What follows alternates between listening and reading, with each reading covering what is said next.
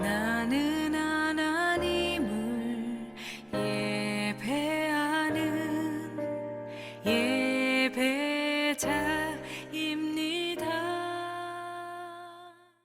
오늘 요한계시록 6장부터는요, 주님의 재림과 함께 이 세상의 마지막 날에 있을 대환란의 사건, 또 최종적인 종말에 대한 그런 말씀들이 기록이 되어 있습니다.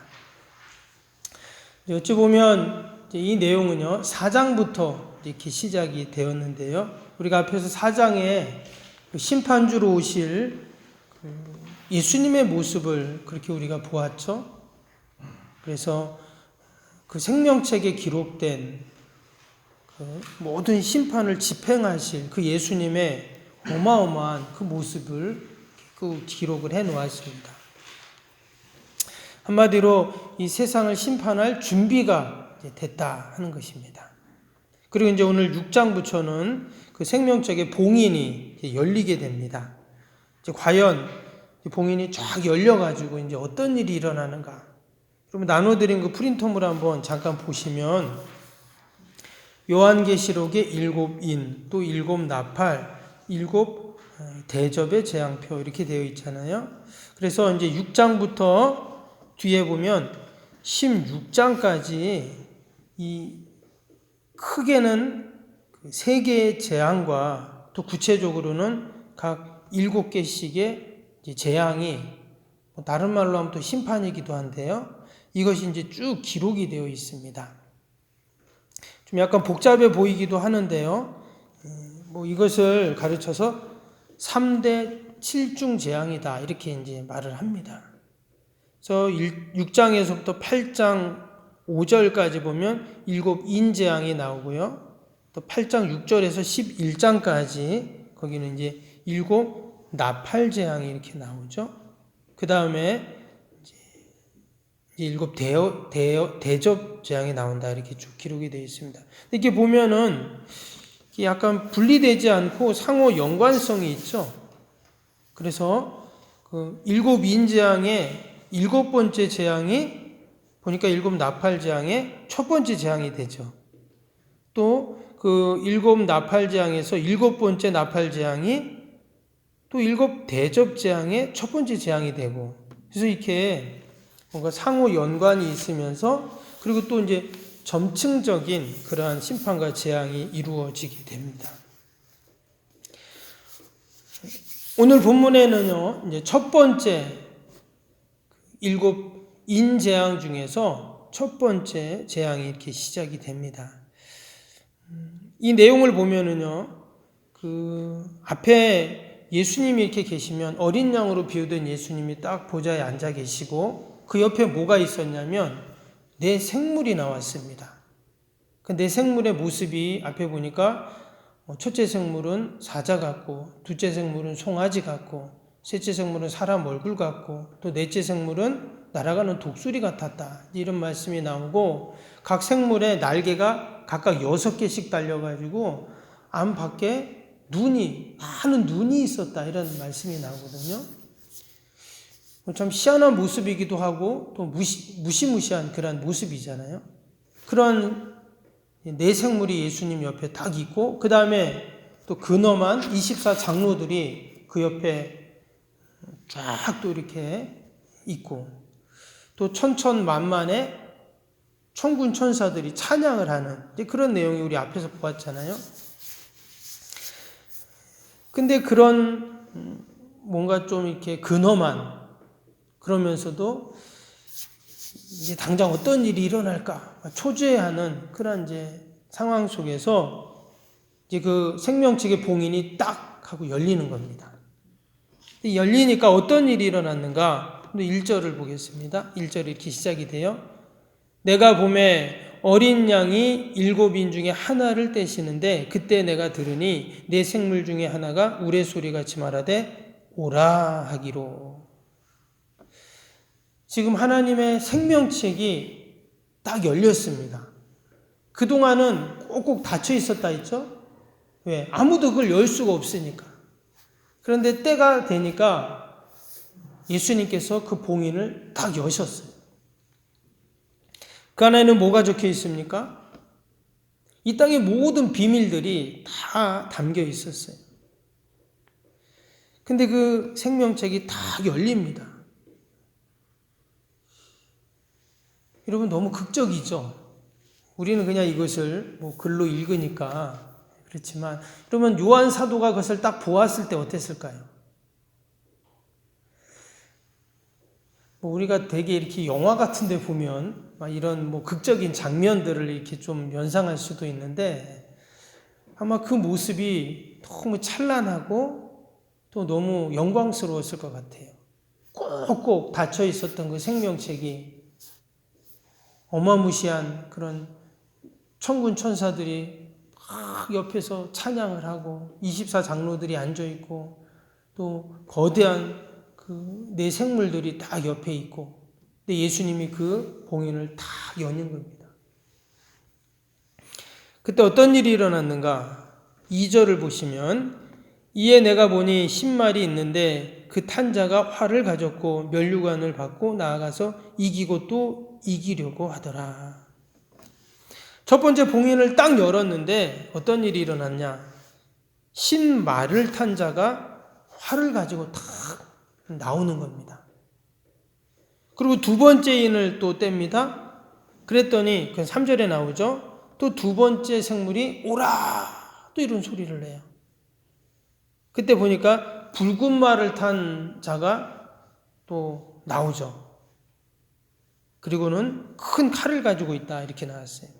5절에는 세 번째 인을 뗄 때는 세 번째 생물이 또 오라 외칩니다. 그랬더니 검은 말이 팍 나와요. 근데 그 검은 말 탄 자가 손에 저울을 가지고 있었다. 또 7절 보면 네 번째 인을 뗐죠. 또 오라 음성이 들리고, 이번에는 청황색 말을 탄 자가 나오는데 그 탄 자의 이름이 사망이었다. 이렇게 또 나옵니다. 좀 신비하죠. 신비하고, 이 책장을 넘기는 순간 그 말 탄 자들이 마치 튀어나왔다 이런 말이거든요. 아주 신비한 그런 말씀입니다. 이 네 마리의 말을 탄 사람들이 과연 뭐를 하는가, 무슨 의미가 있는가, 이거에 대한 많은 해석과 논란이 있어요. 근데 아무튼 그들이 막 무시무시하게 말발굽 소리를 내면서 따그닥 따그닥 따그닥 하면서 그 생명체에서 튀어나온 겁니다. 지금 극렬한 기세로 인류의 역사 가운데 딱 등장을 하는 거예요. 그리고는 이전에는 전혀 없었던 그런 지진과 기근과 죽음과 전쟁들이 이제 일어나게 된다는 겁니다. 여러분, 이게 최후 심판의 시작이었습니다. 그리고는 이제 그런 심판과 재앙들이 16장까지, 더 나아가서는 18장까지 계속 그렇게 점진적으로 더 강도가 세진 재앙과 심판들이 이제 나오게 됩니다. 여러분, 나눠드린 그 도표를 보시면 이제 그 내용이에요. 그것을 요약해서 간단하게 쓴 건데, 여러분들이 그걸 이제 우리 말씀을 읽을 때마다 이제 참고를 하시면 됩니다. 거기에 보니까 흰말, 붉은 말, 검은 말, 또 청황색 말 이렇게 쭉 나오죠. 또 다섯째 인, 여섯째 인도 마찬가지고요. 거기 보면 큰 전쟁이 일어나고 살인이 일어나고 기근과 이런 것들이 막 일어난다. 수많은 사람들이 죽고 이런 내용이 나오잖아요. 이 요한계시록은 말씀드린 것처럼 아주 신비한 책이죠. 그리고 마치 무슨 판타지 소설을 읽는 것 같은 이제 그런 내용들이 쭉 나옵니다. 참 난해하죠. 근데 중요한 것은 이게 세상의 마지막 날, 종말의 때에 일어날 일이다. 이렇게 지금 말씀을 하고 있습니다. 그러니까 아직 일어나지 않은 일이기 때문에 상징적인 그런 표현들도 있긴 하지만 우리가 이해할 수 없는 그런 내용들이 이렇게 나옵니다. 그래서 사람들이 이게 도대체 뭔 말인가 이러면서 나름대로 해석을 해요. 그러다 보니까 어떤 일이 생깁니까? 원뜻하고는 원래 의미하고는 다른 그런 해석들이 나올 수가 있겠죠. 예를 들어가지고 오늘 2절 다시 보시면 여기 흰말이 나오잖아요. 이제 신말을 탄 자가 이렇게 나오는데, 여러분 신천지에서는요, 이 신말을 탄 자가 누구냐면 이만희입니다. 이만희가 신말을 타고 그 생명책에서 나왔다는 거예요. 뭐에 근거해서 그런 말을 하는지 모르겠지만 이제 허무맹랑한 해석이죠. 그런 해석은. 또 어떤 학자들은요, 여기 지금 4마리의 말이 나왔는데 이게 세계의 4대 열강을 말한다 이렇게 말해요. 그래서 흰 말은 영국, 붉은 말은 소련, 검은 말은 미국, 청황색 말은 프랑스. 좀 옛날의 해석인데 이것도 희한한 해석이죠. 또 이 신말을 탄 자를요, 적그리스도다 이렇게 또 해석하는 학자들도 있습니다. 이제 세대주의적 종말론자들이 되게 하는 말인데, 그런 사람도 있었죠. 언제 또 어디서 그 주님이 재림하신다 이런 얘기를 하는 사람들이 있잖아요. 그런 사람들은 이 신말을 탄 자가 광명한 천사로 가장한 그 사단이다 이렇게 이야기를 합니다.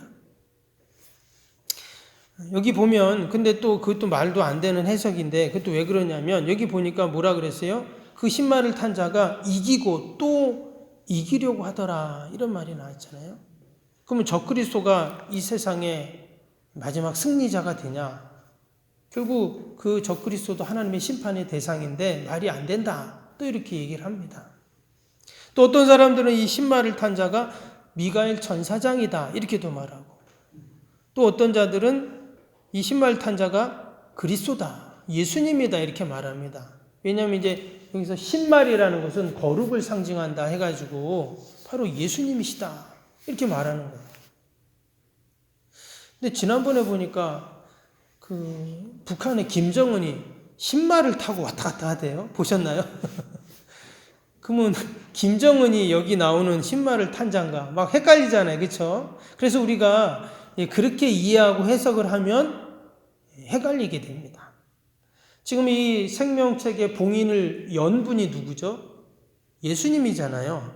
근데 그 봉인을 연 분이 예수님인데 그 생명책에서 신발을 타고 튀어나온 그 자가 예수님이다. 이것도 말이 안 되는 말이잖아요. 그래서 우리가 이 요한계시로 읽고 해석할 때 신비한 부분은 그냥 신비한 부분으로 남겨두면 된다는 거예요. 이거를 자꾸 해석하려고 하고 이게 무슨 뜻인가 자꾸 하다 보면 이런 잘못된 해석을 할 수가 있게 되죠. 우리가 1장에서 보면 요한 사도가 성령의 감동을 받았다는 말씀이 나왔어요. 그래서 하나님이 그 영안을 확 열어주셔서 천상을 보고 또 하늘의 음성을 듣게 되거든요. 그래서 우리가 이 요한계시록 읽을 때도 마찬가지입니다. 요한계시록 읽을 때도 우리가 성령님을 의지하면서 이 책을 읽으면 되죠. 그러면 성령님께서 우리에게 들려주시는 영적인 지혜가 있어요. 우리가 알려고 굳이 다 알려고 할 필요가 없고 하나님이 우리에게 알려주시는 내용까지만 이제 우리가 알면 되죠.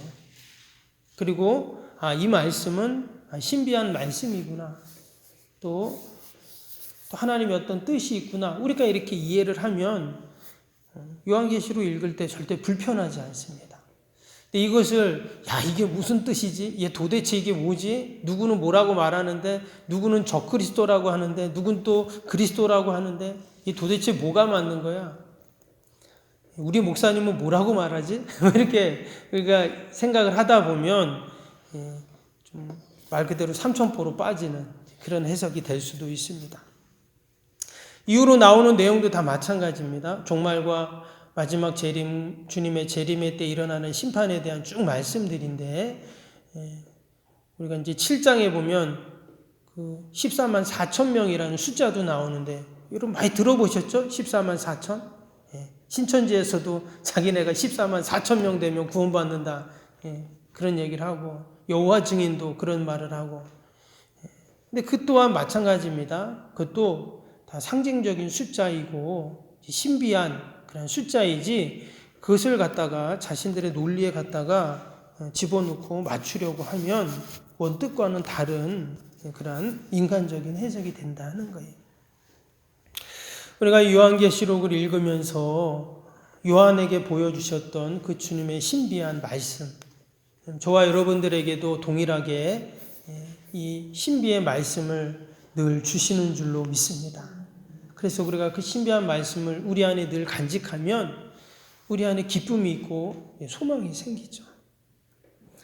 언젠가 있을 일이지만 그것을 미리 우리에게 이렇게 다 가르쳐 주셨어요.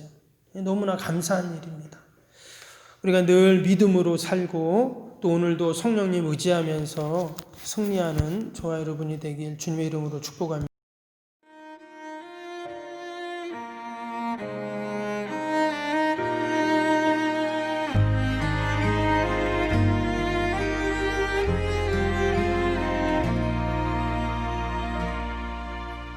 나는 하나님을 예배하는 예배자입니다.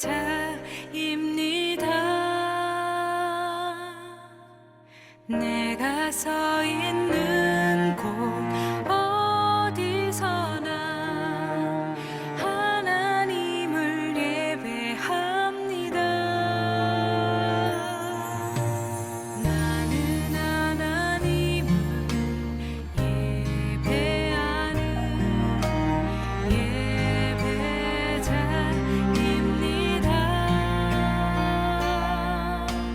내가 서 있는 곳 어디서나 하나님을 예배합니다. 내 영혼 거룩한 은혜를 향하여 내 마음 완전한 하나님 향하여 이곳에서 바로 이 시간 하나님을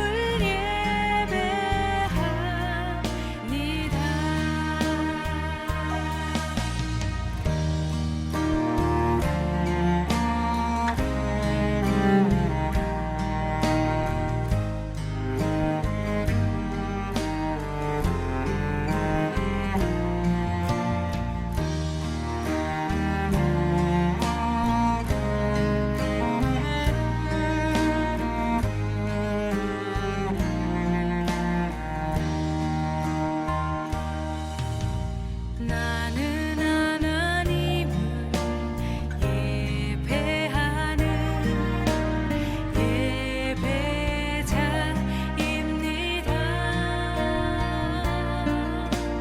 내가 서 있는 곳 어디서나 하나님을 예배합니다. 내 영혼 거룩한 은혜를 향하여 내 마음 완전한 하나님 향하여 이곳에서 바로 이 시간 하나님을 예배합니다. 내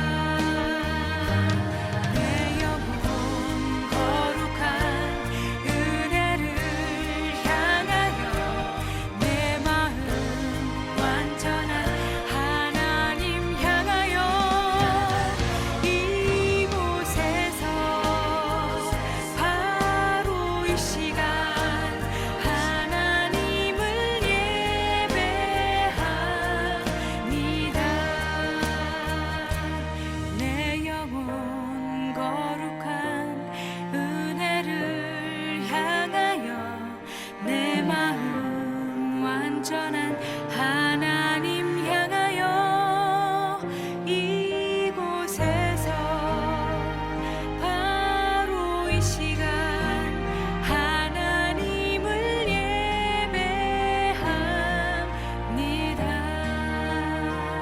이곳에서 바로 이 시간 하나님을 예배합니다.